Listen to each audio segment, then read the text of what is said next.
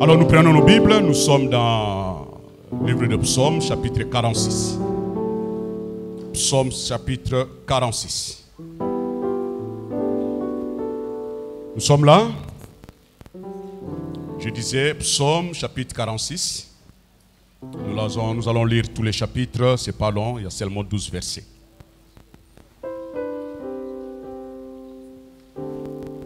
Je vous attends. Si ton voisin n'est pas encore arrivé, aide-lui à trouver Psaume.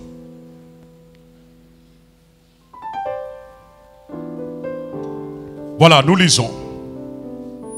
Au chef de chante, le fils de Corée, sur Alamout cantique. Dieu est pour nous un refuge et un appui, un secours qui ne manque jamais dans la détresse. C'est pourquoi nous sommes sans crainte, car la terre est bouleversée et que les montagnes chancellent au cœur des mers. Quand les flots de la mer mugissent, écument, se soulèvent jusqu'à faire trembler les montagnes. Il est un fleuve dont les courants réjouissent la cité de Dieu, le sanctuaire des demeures du Très-Haut. Dieu est au milieu d'elle, elle n'est point ébranlée. Dieu la secourt dès l'aube du matin. Des nations s'agitent, les royaumes s'ébranlent. Il fait entendre sa voix, la terre s'effondre d'épouvante. L'Éternel des armées est avec nous. Le Dieu de Jacob est pour nous une haute retraite. Venez contempler les œuvres de l'Éternel, les ravages qu'il a opérés sur la terre. C'est lui qui a fait cesser le combat jusqu'au bout de la terre. Il a brisé l'arc, il a rompu la lance, il a consumé par le feu les chars de guerre. Arrêtez et sachez que je suis Dieu. Alléluia. Arrêtez et sachez que je suis Dieu. Je domine sur les nations, je domine sur la terre. Parle à nos cœurs, éternel notre Dieu, et fais-nous du bien par ta parole. La Bible dit, tu envoyas ta parole et ta parole a guéri. Je prie, Seigneur, que ce matin, que le flot qui s'élève dans la vie de mon frère, dans la vie de ma soeur, se taise ce matin par le nom de Jésus. Je prie, oh Dieu, que tu fais cesser le combat dans la vie de mon frère, dans la vie de ma soeur ce matin. Domine, Seigneur, domine sur toutes choses, domine sur l'univers visible, domine sur l'univers invisible. Seigneur, que ce matin, quelqu'un sorte de ce culte, heureux de t'avoir triomphé pour sa vie. Sois béni, Seigneur, pour ce que tu es en train de faire ce matin. Au nom de Jésus, Amen. Alléluia. Bien-aimés, vous savez, Dieu fait toutes choses pour un but. Et le centre évangélique de la Trinité, dans son ensemble, c'est une grande famille, mais le centre évangélique de la Trinité mère, particulièrement, nous avons vécu une expérience particulière. Nous avons vu Dieu faire. Nous avons crié au Seigneur et Dieu a fait arrêter la tempête. Et Dieu nous a ramenés vivants, notre papa, contre tous les diagnostics des médecins. Mais Dieu qui a écouté la prière, Dieu a agi en nous. Alléluia. Dieu nous a fait du bien. Frère, ce que Dieu a fait là, Dieu veut que l'église, la Trinité, atteigne la maturité. Alléluia. Que devant les situations, frère, que devant les difficultés, devant les tempêtes de la vie, que nous n'agissions plus comme avant, que nous sachions désormais que nous avons un Dieu qui est pour nous un refuge. Nous avons un Dieu qui est pour nous un appui. Nous avons un Dieu qui est pour nous un secours, qui ne manque jamais dans la détresse. Frère, même quand la détresse est là, qu'on ne perd jamais, que le Dieu qui a fait avec notre papa est au milieu de nous. Alléluia. Frère, j'ai pris que ce matin, quelqu'un change sa façon de voir les choses.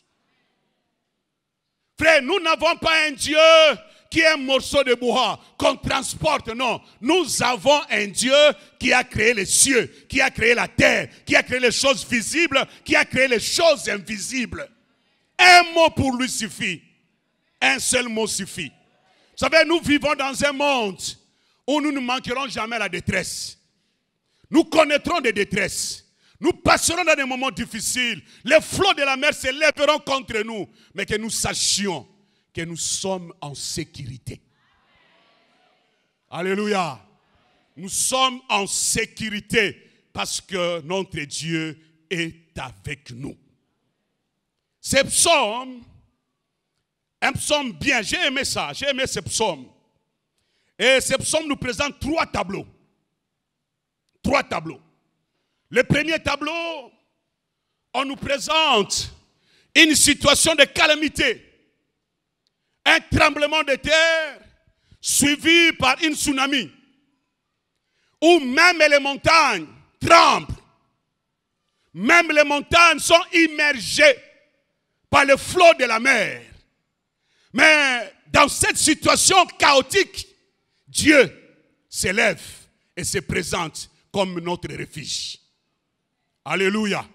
Dans cette situation difficile de calamité, Dieu dit, je suis votre refuge, je suis votre appui, je suis votre secours. Et le deuxième tableau que nous avons dans ce texte, on nous présente, contrairement au premier tableau, ici on présente aussi le fleuve, on présente aussi l'eau. Mais cette eau est différente de l'eau de la première partie parce que celle-ci réjouit le cœur du peuple de Dieu. Alléluia. Réjouit le cœur du peuple de Dieu. On nous présente là un Dieu qui est vivant au milieu de son peuple. Quelqu'un est avec moi? Un Dieu qui est vivant au milieu de son peuple. Un Dieu qui réjouit le cœur de son peuple. Il dit, même quand les nations sont agitées, les royaumes sont ébranlés, ceux qui espèrent en l'Éternel sont sans crainte. Et Dieu prend soin d'eux dès le matin. Dès le matin, Dieu prend soin. Alléluia. Et le troisième tableau, enfin, Dieu là se présente maintenant comme un héros, un puissant, un guerrier. Un guerrier. Et il invite le peuple. Pour les gens qui cherchent encore à douter, Dieu les invite, présente ce tableau, il dit voici les œuvres de Dieu. Ce que Dieu est capable de faire. Et ce tableau nous invite à faire confiance au Seigneur. Il présente les œuvres qu'il a fait. Il présente les ravages qu'il a accomplis. Il se présente comme celui qui fait arrêter les combats jusqu'au bout de la terre. Il se montre comme le Dieu qui domine sur les nations. Il domine sur la terre. Et il dit, arrêtez. Arrêtez et sachez que je suis Dieu. Ça veut dire, maintenant là, vous qui espérez à moi, soyez confiants, je suis Dieu. Et vous qui cherchez à faire du mal, sachez aussi que je suis Dieu et ne vous frottez pas avec moi parce que vous ne survivrez jamais. Alléluia. Bien-aimés, ce matin, je voulais simplement parler de ce thème, la sécurité du chrétien. La sécurité du chrétien. Bien-aimés, dans le Seigneur, j'aimerais que ce matin, chacun de nous retienne et n'oublie pas ça, que Dieu assure notre sécurité. Dieu assure la sécurité de tout son peuple, quel que soit le temps, quelles que soient les circonstances. Dieu assure notre sécurité. Donc quand les choses sont là, quand les temps difficiles se présentent, quand des maladies nous affligent, quand des choses que nous n'apprécions pas sont en face de nous, qu'on ne tremble pas, qu'on sache que Dieu est avec nous. Alléluia. Dieu est avec nous. Vous savez, ce qui est difficile avec Dieu, c'est que sa sagesse est éloignée, est tellement grande que nous avons du mal à comprendre. Nous avons quelquefois du mal à bien discerner les choses. Nous voyons que les moments difficiles, nous voyons que les moments compliqués, nous voyons que ce que nous n'avons pas, mais Dieu poursuit un but en nous laissant passer par là. Alléluia. Vous savez, si notre papa n'était pas malade, s'il n'était pas à l'hôpital, il n'aurait jamais connu Boulton. Alléluia. Ah oui. Il n'aurait jamais connu Boulton. Vous savez, j'ai connu une sœur. Elle était en sixième année des humanités. Elle était en maquis. Et puis elle était en train de prier. Elle priait pour ses examens d'État, la préparation des examens d'État. Et alors qu'elle était en train de prier pour ça, Dieu l'amène à autre chose. Dieu lui montre qu'elle est mariée et Dieu lui donne le nom, les prénoms, les noms et les post-noms de cet homme-là. Et puis s'il saute, j'étais en prière. Elle a passé ses examens d'État, elle a fini, elle a reçu dans ses examens, elle a commencé ses cours au campus. Et puis à un moment, elle a commencé à se déranger. Elle dit, mais Seigneur, c'est nom que tu m'as donné, mais c'est quoi le problème? Où est-il? Est-ce qu'il est ici à Kinshasa? Est-ce qu'il est à l'étranger? Qu'est-ce qui se passe? Et pendant qu'il était en train de prier, elle a fait une malaria forte. On l'a menée à l'hôpital, aux cliniques universitaires. Et pendant qu'elle était là, clinique, premier jour, deuxième jour, troisième jour, il a commencé à se sentir bien. Et le matin, son médecin traitant vient faire ce que le docteur appelle la tour des salles. Passer dans des salles. Et son médecin était accompagné d'un de ses jeunes collègues. Et ils entrent dans la salle. On voit, on présente les documents, ils regardent les fiches, comment tu as dormi et tout ça, c'était bien. Et il sort. En sortant, son médecin traitant se rappelle qu'il ne lui a pas présenté son collègue. Et il rentre. Il dit, ah, j'ai oublié de te présenter mon collègue. C'est le docteur, prénom, nom, post-nom, que celui qu'il avait reçu en rêve. Et la sœur a frissonné, elle a commencé à trembler. La malaria est revenue 2 fois plus. Alléluia. Vous savez, frère, Dieu peut saisir les moments compliqués pour t'amener à son objectif. Donc, changeons un peu. Nous devons changer notre façon de voir les choses, frère. Vous savez, Dieu nous aime tellement. Dieu compte sur nous. Ah non, ne dirai pas nous. Je voulais dire, Dieu compte sur toi. Et tu es précieux à ses yeux. Et tu as de la valeur à ses yeux. Donc Dieu ne prendra jamais plaisir de te voir souffrir. Donc quand Dieu te laisse souffrir, parce qu'il a un objectif qu'il veut atteindre. Donc frère, j'aimerais que nous atteignions cette maturité, que désormais nous voyons les choses autrement. Je parle à quelqu'un? Voyons les choses autrement. Ne soyons jamais comme la femme de Job. Dis, mais maudit Dieu meurt. Qu'est-ce qui reste encore? Un médecin qui te dit, non, il ne te reste que 3 heures. Tu as fait l'embolie pulmonaire. Maintenant, tu réfléchis, embolie pulmonaire. Ah, mais cet homme-là est mort de ça. L'autre est mort de ça. L'autre est mort de ça. Qu'est-ce qui va arriver? Frère, écoute-moi te dire.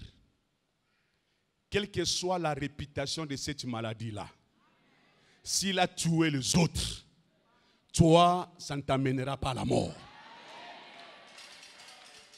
Je parle à quelqu'un? Rassure-toi, frère, toi, ce n'est pas pour la mort. Dieu va te faire passer dans une expérience. Et quand tu sortiras de là, tu ne seras plus jamais le même. Alléluia. Vous savez, la sécurité est une tranquillité d'esprit de celui qui pense qu'aucun danger n'est à craindre. Alléluia. La sécurité, frère, c'est une tranquillité d'esprit de celui qui pense qu'aucun danger n'est à craindre.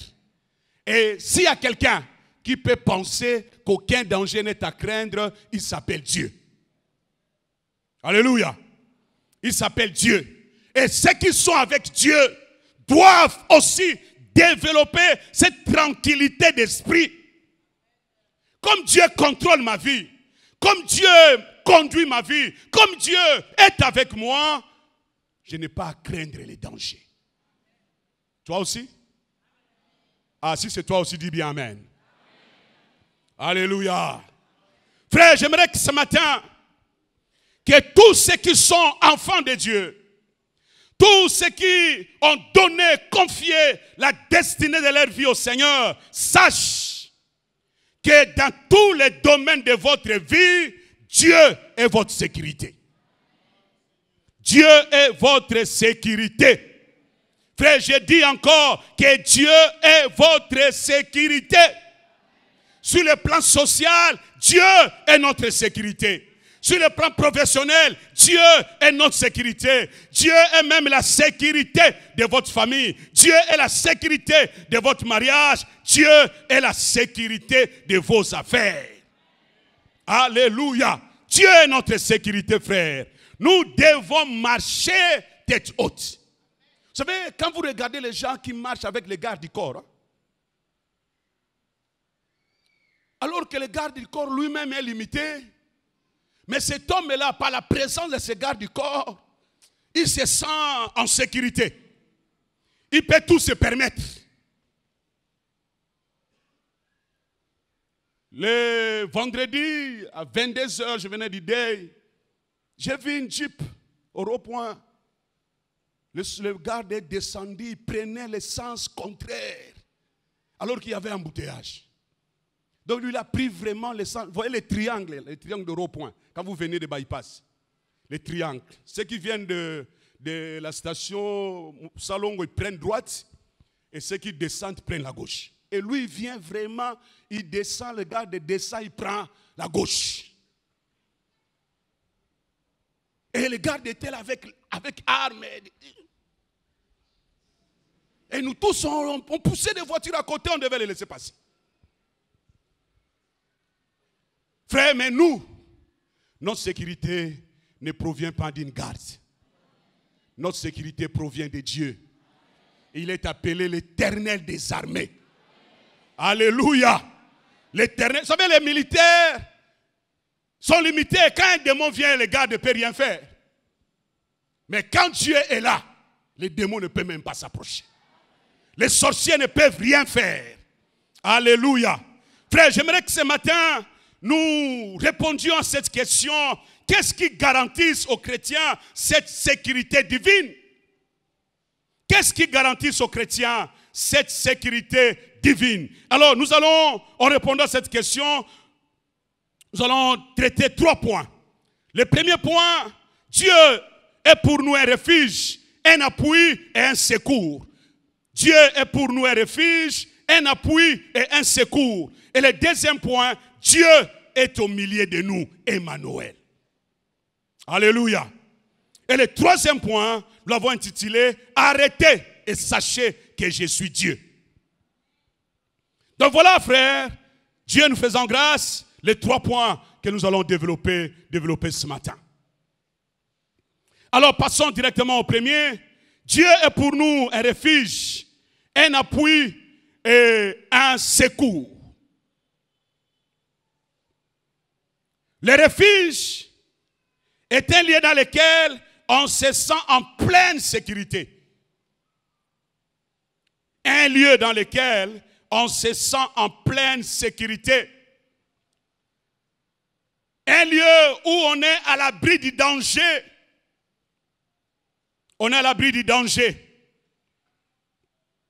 Le mot refuge, frère, dans ce texte, le mot refuge dans ce texte nous parle de la possibilité de demeurer à l'abri des dangers. Et met l'accent sur le fait que Dieu représente notre véritable sécurité au sein des tempêtes de la vie.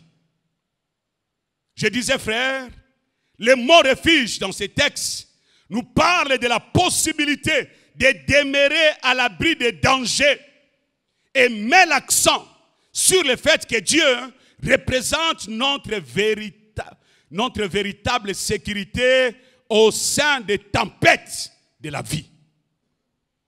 Alléluia. Et le mot appui. Appui. Parce que Dieu n'est pas seulement notre refuge, mais il est aussi notre appui. Et le mot appui nous parle du pouvoir que Dieu exerce lorsque nous faisons face au danger. Lorsqu'on est en face des dangers, Dieu exerce un pouvoir pour nous délivrer de ces dangers-là. Lorsque nous combattons nos ennemis, Dieu déploie une énergie puissante qui nous permet de surmonter les obstacles de la vie. Bien-aimés, Dieu est pour nous un refuge et un appui et un secours. Le texte que nous venons de lire nous présente, comme je disais au début, un tableau de calamité. Ça ressemble à un grand tremblement de terre. Et ce tremblement de terre est suivi par une tsunami. Vous savez, ce sont des choses que nous ne pouvons pas vivre ici au Congo et généralement en Afrique. Parce que personne ne sera en mesure de sécuriser personne. Dieu est bon, frère. Ah oui, Dieu est bon. Nous avons vu l'eau entrer dans une ville au Japon. Et nous avons vu l'eau comment porter des bus comme des feuilles de papier. Même des maisons étaient déboulonnées. J'ai dit, Seigneur, ces choses comme ça arrivaient un jour chez nous, mais c'est grave. Dieu est bon pour nous, frères. Alléluia. Dieu est bon pour nous. Donc, dans ce texte, on nous présente les montagnes qui chancellent au cœur des mers. Les flots de la mer mugissent et écument, se soulèvent jusqu'à faire trembler les montagnes. Donc, une situation difficile où personne ne pourrait être indifférent. Les montagnes ici pourraient représenter les hommes élevés en dignité. Les hommes qui peuvent être socialement stables. Même pas le flot de la mer arrive, même les montagnes commencent à trembler. Alléluia. Même les montagnes commencent à trembler. Personne n'est en sécurité. Les choses dans la ville deviennent difficiles. Mais en dépit de ça, alléluia, en dépit de cette situation, en dépit du danger qui entoure maintenant la ville, en dépit du danger, Jérusalem est engloutie, mais Dieu s'élève et il dit, je suis votre refuge, je suis votre appui, je suis le secours qui ne manque jamais dans la détresse. Alléluia. Bien-aimés, vous savez, c'est comme ça que Paul pouvait dire, si Dieu est pour nous, qui sera contre nous? Si Dieu, frère, est pour nous, même les eaux de la mer, lorsqu'elle est vraiment fâchée, ne peut rien nous faire. Oh, j'attendais un amen bien. Un amen fort. Un amen qui guérit. Frère, même le flot de la mer ne peut rien faire. Vous savez, frère, devant des situations difficiles, on sait savoir que celui-là connaît Dieu, celui-là ne connaît pas Dieu. C'est l'attitude que vous avez. Quelle sera votre attitude? Quelle sera notre attitude? Comment, frère, nous réagissons devant des moments difficiles? Quand les choses deviennent compliquées. Ah, je me souviens. Je me suis marié Et une semaine de congé, 6 jours de congé. Et le lundi, je devais reprendre le travail. J'arrive au bureau le matin, j'ouvre, je me mets correctement. Et je vois le huissier qui arrive avec une farce. Bonjour chef, bonjour. Il m'attend la farce. J'ouvre la farce, je vois l'arrêté d'une nouvelle composition des membres du cabinet. Je lis, je regarde à ma poste. Je vois un autre nom. Une semaine, frère. Alléluia. Une seule semaine après le mariage. Vous savez, nous sommes mariés par nous-mêmes, par la grâce de Dieu. Donc des petites économies que tu avais, tu as tout bousillé pour le mariage. Tu sais que je vais reprendre le travail. À la fin du mois, on va assurer le reste. Tu regardes. Le nom n'y est pas. Tu recommences. Et il n'y en a pas, tu reprends, tu commences en haut, en bas, il n'y a pas, tu commences en bas, en haut, il n'y a pas. Et tu t'élèves, tu vas voir les ministres et dis, ah Noé, dis félicitations pour ton mariage. Merci, Excellence. Il dit, bon, on va te chercher à te caser quelque part. Et jusqu'à aujourd'hui. Alléluia. Et quand je suis rentré à la maison, j'ai quitté la maison vers 7 h. Et à 10 h, vers 10 h, j'étais déjà rentré. Et madame s'étonne, mais comment tu es venu tôt? Je ne pouvais rien lui dire, j'ai dit, viens.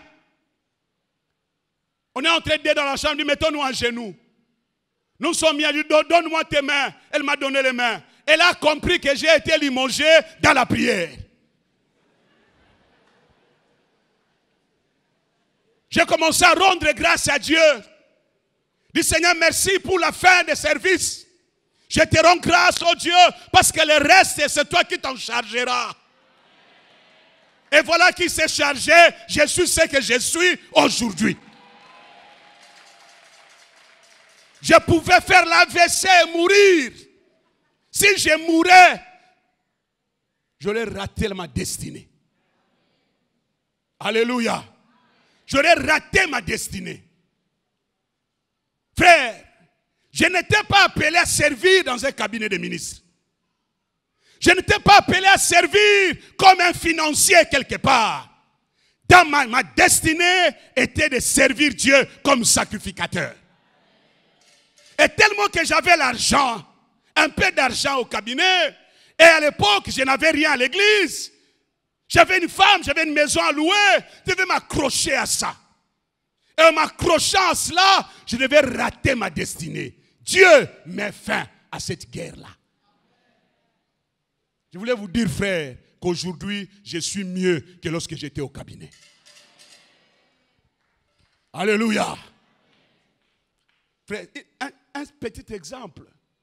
Si je continuais à être au cabinet, toi, tu m'aurais connu? Je ne serai jamais ton frère.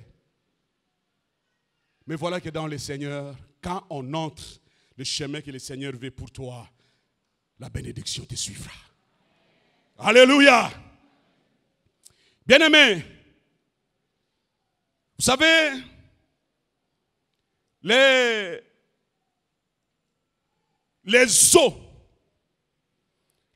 eaux de la mer, les eaux de la mer, dans l'Ancien Testament, représentaient un roi puissant. Un roi qui ravageait les nations. Un roi qui détruisait tout à son passage. C'est le roi d'Assyrie. Lorsque vous lisez Ésaïe chapitre 8, le verset 6 au verset 8, la Bible dit ceci. Parce que ce peuple a méprisé les eaux de Siloé qui coulent doucement et qu'il s'est réjoui au sujet de Restin et du fils de Ramalia. Voici le Seigneur va faire montrer contre eux les puissantes et grandes eaux du fleuve. Le roi d'Assyrie et toute sa gloire. Il se révèlera partout au-dessus de son lit. Il se répandra sur toutes ses rives. Il pénétrera dans Juda. Il débordera. Il atteindra jusqu'au cou. et le déploiement de ses ailes remplira l'étendue de ton pays.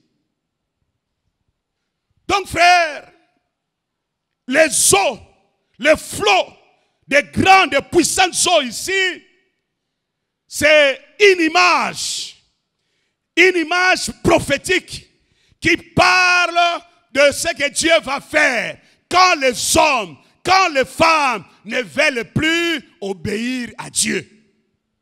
Quand on ne prend plus plaisir aux choses de Dieu, mais on commence à marcher, on commence à faire comme on veut, on néglige l'œuvre du Seigneur. Dieu envoie les eaux puissantes et grandes. Et quand ces eaux détruisent tout, frère, détruisent tout. Mais ici aujourd'hui, qu'est-ce qui peut représenter le flot de la mer? Vous savez, frère, quand vous regardez le monde aujourd'hui, quand vous suivez les infos à la télévision, nous allons nous rendre compte, frère, que nous vivons dans un monde qui ne représente aucune sécurité. Quelqu'un a compris ça?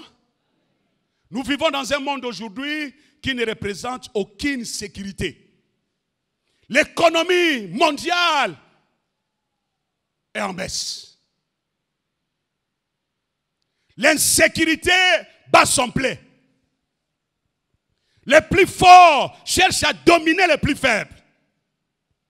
Vous avez suivi hier la nuit du vendredi au samedi comment les Occidentaux ont lancé des frappes sur la Syrie.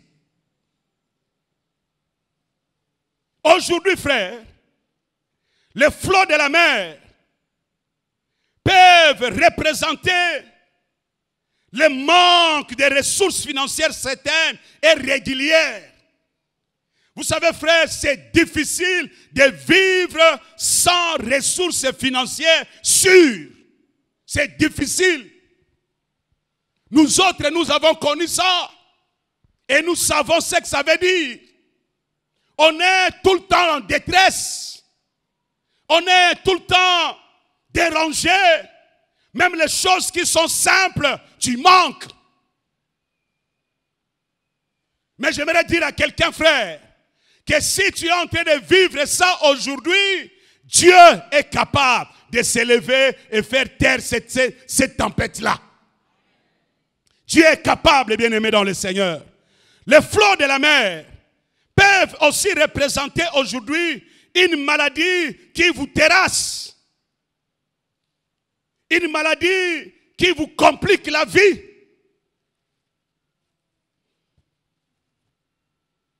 Comme je disais tout à l'heure, on vous donne un nom, on dit mais ce n'est pas possible.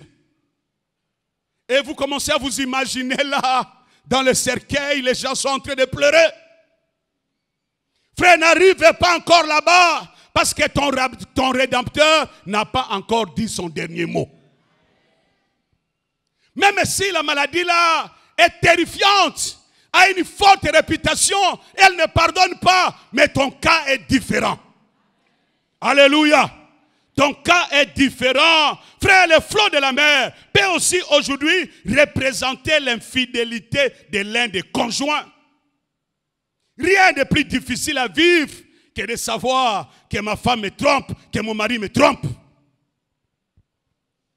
Mais Dieu, qui a le monde entier, l'univers entier entre ses mains, qui a le cœur du roi entre ses mains, a aussi le cœur de ta femme entre ses mains, a aussi le cœur de ton mari entre tes mains. Et si seulement tu t'approches de lui, il est capable de faire incliner le cœur de ton mari, capable de faire incliner le cœur de ta femme. Alléluia. Bien-aimés, nous sommes en sécurité. Nous sommes vraiment en sécurité parce que notre Dieu est capable de faire taire la tempête. Quand le flot se soulève, quand il incume, quand elle monte jusqu'à faire trembler les montagnes, notre Dieu est capable, par un seul mot, de faire taire la tempête. Alléluia. Il est capable, frère, de faire taire la tempête. Jésus un jour, Jésus monta dans une barque avec ses disciples. Et il leur dit, passons de l'autre côté du lac. Et ils partirent. Pendant qu'ils naviguaient, Jésus s'endormit. Ah, Jésus, tu dors à un mauvais moment. Un tourbillon fondit sur le lac. La barque se remplissait d'eau.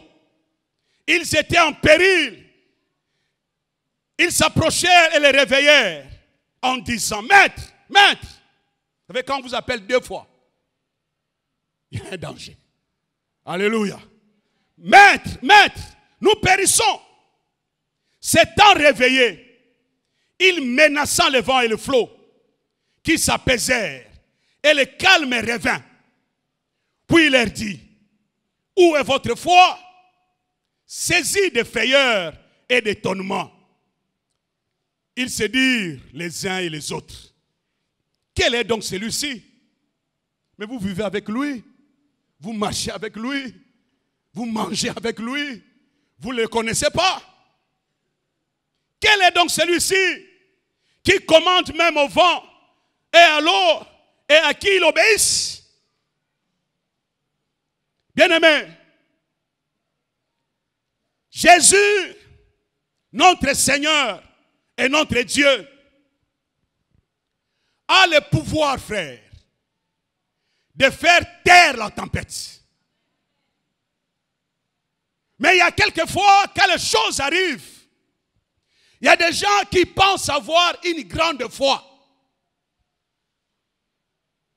En disant non, Dieu sait. Dieu sait, frère, n'ayez pas peur, Dieu sait. Les disciples étaient là. Et Jésus était avec eux dans la barque. Ils avaient l'assurance que Jésus est là. Mais ils ont fait une chose, frère. Et ce qu'ils ont fait, j'ai apprécié ça. Bien que la présence de Jésus est là, bien que Jésus soit présent avec eux dans la barque, ils sont allés les réveiller. Alléluia. Ils sont allés les réveiller. Frère, en face des dangers, quand les flots se soulèvent, réveille Jésus. Et comment les réveiller? C'est en priant. Ne croise pas les bras en disant, bon, Dieu sait. Dieu sait, frère, mais Dieu veut voir que tu comptes sur lui. Alléluia. Vous savez, frère, il y a des flots, il y a des tempêtes qui continuent simplement parce que toi, tu ne fais pas ce que tu dois faire. Vous savez, frère, l'exaucement d'une prière, voir Dieu agir dans votre vie, vous apporte une nouvelle révélation de ce Dieu-là. Quand Dieu se manifeste dans votre vie, vous avez une nouvelle connaissance de lui. Quelqu'un comprend ça? C'est comme ça, frère. Devant les situations, nous devons nous incliner et crier au Seigneur. S'il est le secours qui ne manque pas dans la détresse, quand on est en détresse, qu'est-ce qu'on fait? On appelle au secours. Alléluia. On appelle au secours. Et notre façon d'appeler au secours, c'est de prier. Je parle à quelqu'un. C'est de crier au Seigneur, frère. C'est d'appeler Dieu de venir à notre aide. C'est de les réveiller du sommeil. Seigneur. Et vous savez, frère, les situations difficiles, les tempêtes dans la vie arrivent généralement dans des moments où on sent comme si Dieu s'est éloigné un peu de moi. Alléluia. On sent comme si Dieu s'est un peu éloigné de moi.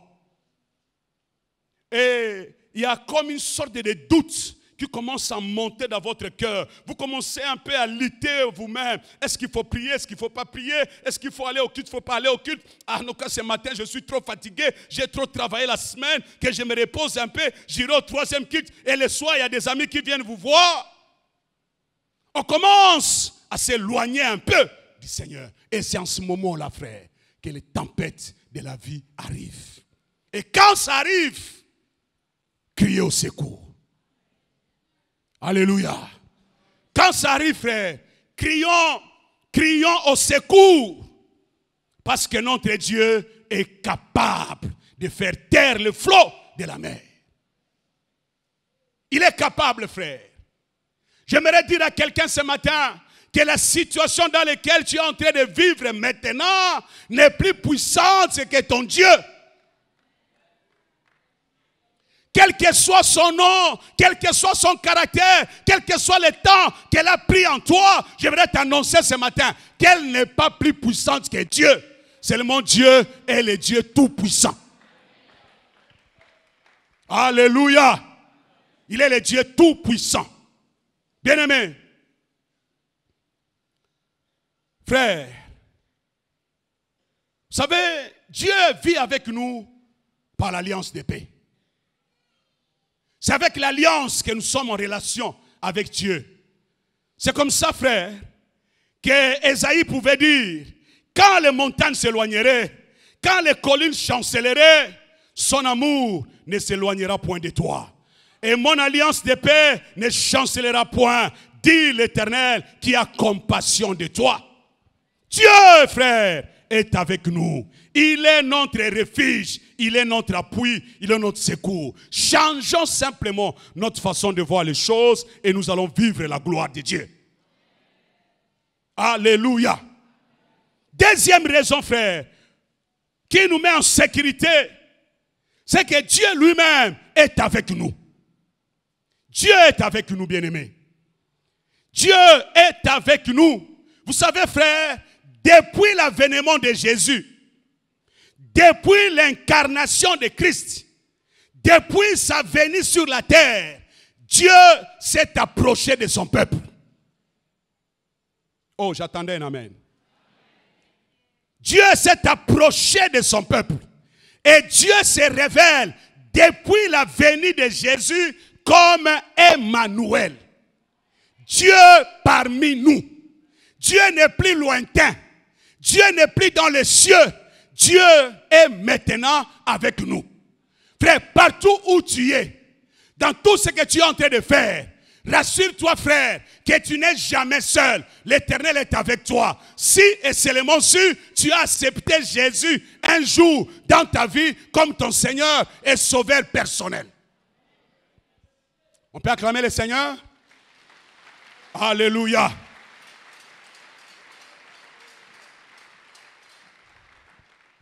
Frère, dans des situations compliquées du monde, la terre est bouleversée, les flots de la mer ravagent tout, comme au temps de déluge. Mais nous devons, frère, nous rassurer que Dieu est avec nous. Vous savez, frère, ce qui tue les autres ne te tuera pas forcément. Je voulais dire, frère, que ce qui tue les autres ne te tuera pas forcément. Parce que toi, ton cas est différent. Alléluia. Toi, ton cas est différent. Regardez comment on présente Dieu dans cette deuxième partie. Il dit, il est un fleuve dont les courants réjouissent la cité de Dieu. Le sanctuaire des demeures du Très-Haut. Dieu est au milieu d'elle, elle n'est point ébranlée. Dieu la secoue dès l'aube du matin. Ceux qui ont étudié la géographie, vous allez vous rendre compte que Israël n'est pas traversé par un fleuve. Israël n'est pas traversé par un fleuve. Mais lorsque vous lisez les Écritures, vous allez voir, frère, que le prophète et Jésus lui-même parlent de fleuve quand on parle de Jérusalem. Donc le fleuve qu'on parle ici, ce n'est pas un fleuve physique. Le fleuve dont il est question ici, c'est en réalité la présence de Dieu Tout-Puissant. Alléluia. C'est la présence de Dieu. Le fleuve qui réjouit la cité de Dieu, c'est Dieu lui-même. La présence, le fleuve qui réjouit le sanctuaire du Très-Haut, c'est Dieu lui-même. Comme la Bible dit, Dieu est au milieu d'elle, elle n'est point ébranlée. Frère, quand Dieu est au milieu de nous, nous ne pouvons pas être ébranlés. Alléluia. On ne sera jamais ébranlé, frère, quand Dieu est au milieu de nous. Et laisse-moi te dire, bien-aimé, que lorsqu'on parle ici de Jérusalem, en fait, on est en train de faire allusion au temple. C'est dans le temple seulement qu'on trouvait la présence de Dieu. Mais aujourd'hui, frère, la Bible dit, Dieu n'habite plus des maisons faites de mains d'hommes. Dieu n'habite plus ces maisons-là. Dieu n'habite plus ces temples. Aujourd'hui, le temple dans lequel Dieu habite, c'est toi. Ah, dis un peu, c'est moi. C'est toi, frère, qui est le temple dans lequel Dieu habite aujourd'hui. Donc, si quelqu'un veut chercher l'adresse de Dieu, c'est ton adresse. Alléluia. C'est ton adresse. Bien-aimé, vous savez, quand Dieu est avec nous, nous n'avons plus à craindre les dangers. Nous avons l'assurance d'être en pleine sécurité.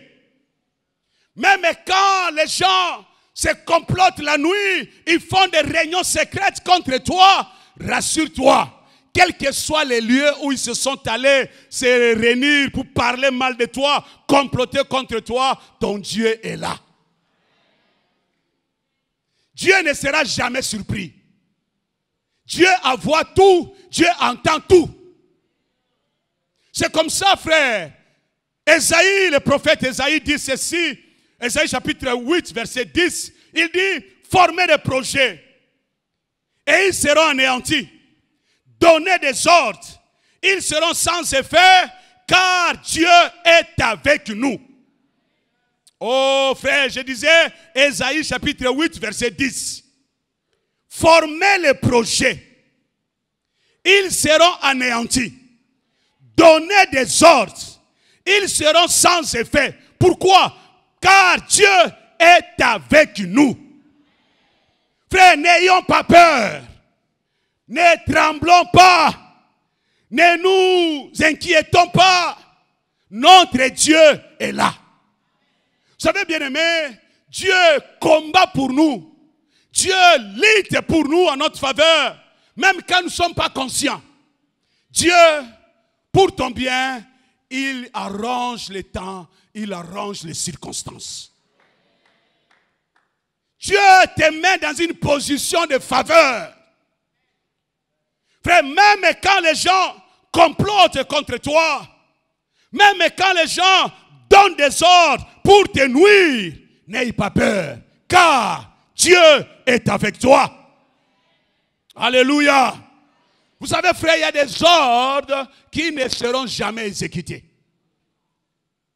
Jamais. Il y a des ordres qui ne seront jamais exécutés parce que le Seigneur est avec toi. Dieu de Jacob est pour nous une autre retraite. Bien-aimés, le fleuve, le deuxième paragraphe, c'est Jésus lui-même. C'est Jésus lui-même, c'est la présence de Dieu manifeste. Alléluia. Vous savez, frère, Jésus a dit ceci. J'aime ça. Il dit les derniers jours, les grands jours de la fête. Jésus se tenant debout, s'écria, si quelqu'un a soif, qu'il vienne à moi et qu'il boive. Celui qui croit à moi, des fleuves d'eau vive couleront de son sein, comme dit l'Écriture. Il dit cela de l'Esprit que devait recevoir ceux qui croiraient en lui. Car l'Esprit n'était pas encore, parce que Jésus n'avait pas encore été glorifié. Frère, de la même manière qu'en Jérusalem, on ne voit pas un fleuve physique traverser Jérusalem. En toi aussi, qui est la maison de Dieu, le sanctuaire de Dieu Tout-Puissant, quand on te regarde, on ne voit pas un fleuve. Mais laisse-moi t'annoncer que Jésus a dit, en toi, il n'y a pas seulement un fleuve, mais il y a des fleuves. pas seulement un fleuve, mais il y a des fleuves en toi. Et des fleuves, pas des fleuves de l'eau sale, mais des fleuves de l'eau vive. Donc, tel que tu es là, frère, tel que nous sommes là, nous sommes en réalité les sources de vie pour les autres. Alléluia. Les sources de vie pour les autres. Bien-aimés, Dieu aujourd'hui est avec nous par le Saint-Esprit. Aujourd'hui, bien-aimés, laisse-moi te dire que nous sommes dans la dispensation du Saint-Esprit. La présence de Dieu en nous, la présence de Dieu en nous est manifeste par le Saint-Esprit. C'est par le Saint-Esprit. Par le Saint-Esprit. Donc, quand le Saint-Esprit est là, frère, nous sommes en sécurité. C'est comme ça la Bible pouvait dire, quand l'ennemi viendra comme un fleuve, quand il viendra comme le roi d'Assyrie, la Bible dit, l'Esprit de l'Éternel, il fera quoi? Il le mettra en fuite. Et s'il vient par un seul chemin, il fera par combien de chemins? Par 7 chemins. Nous n'avons rien à craindre, frère. Nous devons être en sécurité parce que la présence de Dieu est en nous par le Saint-Esprit. Alléluia. S'il vient comme un fleuve, même quand les montagnes tremblent, toi ne tremble pas. Parce qu'en toi, il y a quelqu'un qui les mettra en fuite. Il s'appelle le Saint-Esprit. Est-ce que tu as le Saint-Esprit? Bien-aimé, il y a des gens qui pensent que rechercher le Saint-Esprit, c'est une histoire de gêne. Non, frère, ce n'est pas une histoire de gêne. La Bible dit, il répandra de son esprit sur toutes les chairs, vos fils et vos filles, vos jeunes gens et vos vieillards. Est-ce qu'il y a un vieillard ici? Un vieillard, est-ce qu'il y en a? Même les vieillards, frères, Dieu répand de son esprit. Ce n'est pas pour l'intérêt de Dieu, c'est pour notre intérêt d'abord. Alléluia. Parce que quand le flot viendra, frère, c'est l'esprit qui le mettra en fuite. Alléluia. Tu seras en sécurité. Vous savez, celui qui est rempli de l'esprit, c'est sans beaucoup plus en sécurité que celui qui n'est pas rempli du Saint-Esprit. Amen. Alléluia. On est ensemble? Bien-aimés, Dieu est au milieu de nous. Dieu est avec nous. Nous devons marcher tête haute. Même au milieu des tribulations, au milieu des calamités, nous on doit marcher tête haute. Pourquoi? Parce que Dieu est avec nous. Alléluia. Pour terminer, frère, arrêtez, sachez que je suis Dieu. Arrêtez et sachez que je suis Dieu. Comment reconnaître Dieu? Comment on reconnaît Dieu, frère?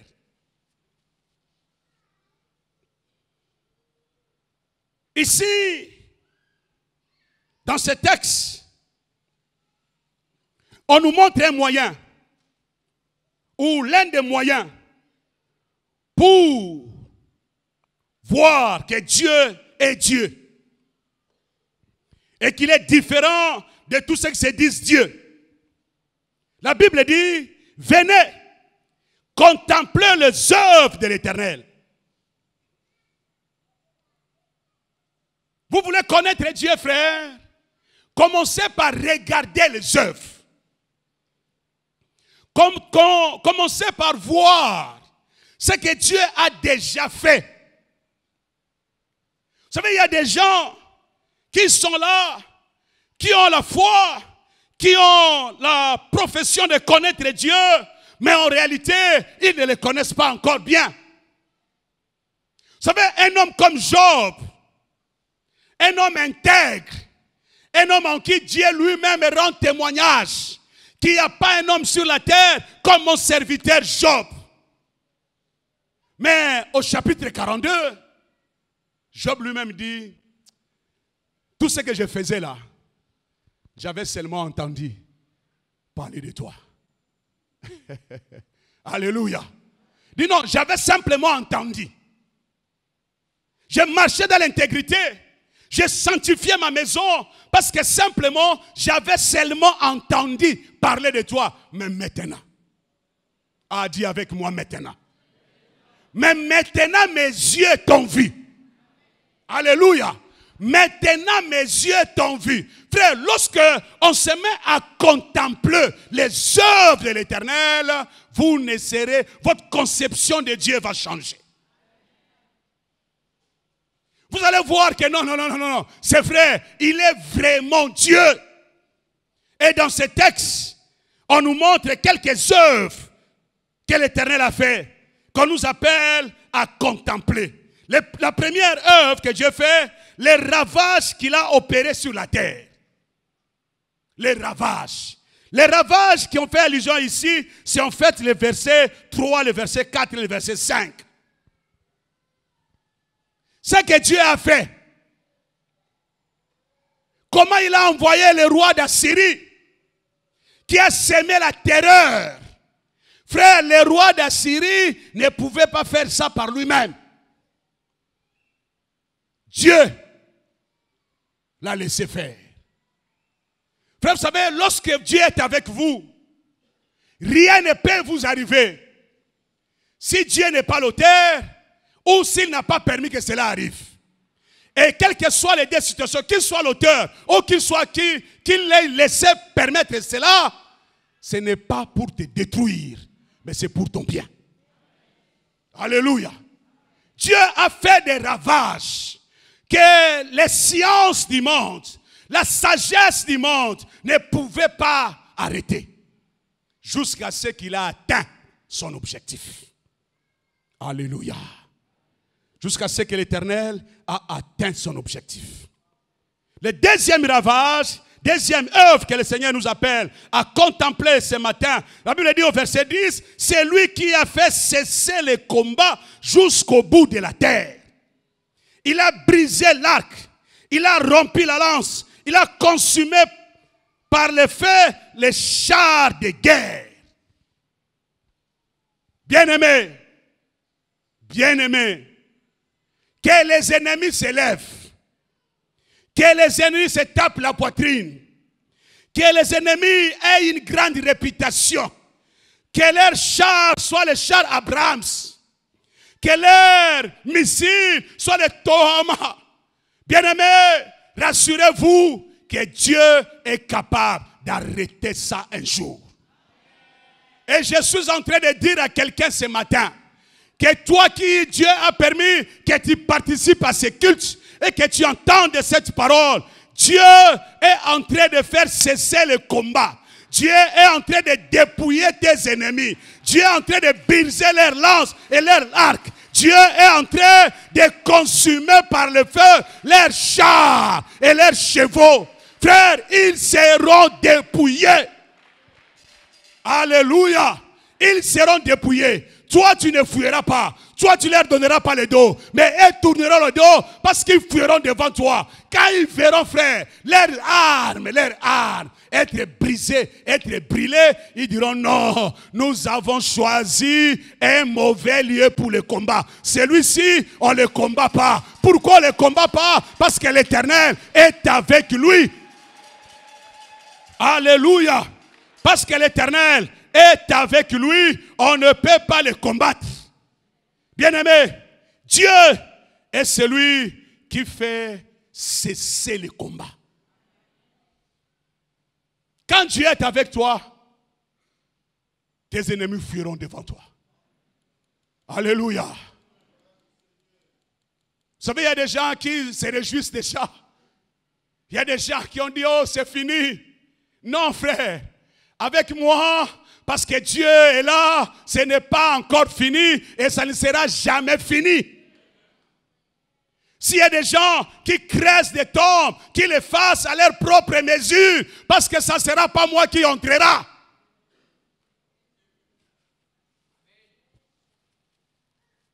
Alléluia.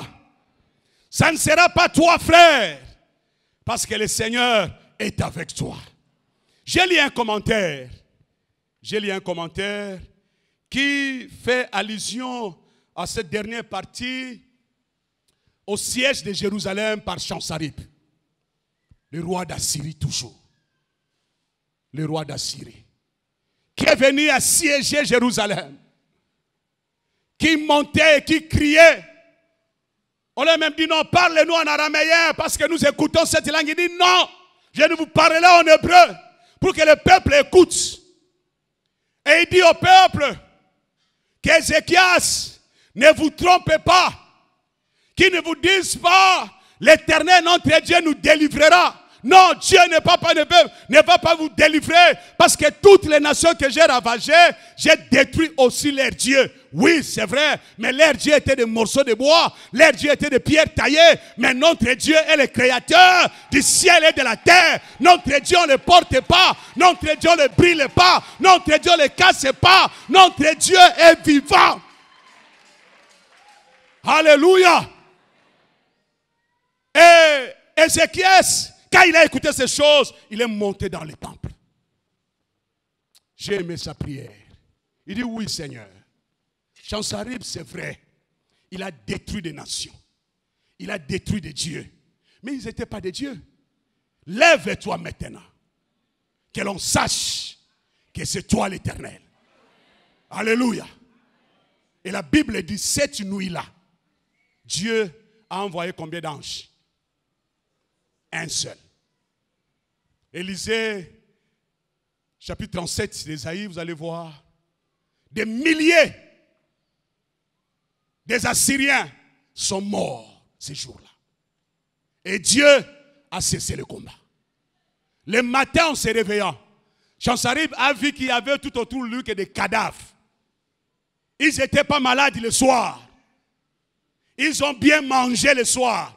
Ils ont bien bu le soir. Ils ont bien dansé le soir. Parce qu'ils se disaient, personne, aucun homme de Jérusalem n'est capable de nous combattre. Mais c'est qu'eux oubliaient que l'Éternel des armées, l'Éternel des armées est avec Israël. Dieu a envoyé un seul ange. Frère, on doit être en sécurité parce qu'un seul ange suffit. Et j'aimerais te dire, frère, que ce qui est encore magnifique, j'ai fini frère, j'ai fini. Ce qui est encore magnifique, c'est que aujourd'hui, Dieu n'envoie plus un ange. Dieu vient lui-même. Hein? Si un ange, si un seul ange est capable en une seule nuit de terroriser un bataillon de généraux, alors si Dieu lui-même descend. Frère, quand Dieu descend, il fait cesser le combat. Tu dois te sentir en sécurité, frère. Car si Dieu descend, il fait cesser les combats. C'est comme ça il dit ceci. Il dit arrêtez et sachez que je suis Dieu. Arrêtez. Arrêtez de trembler.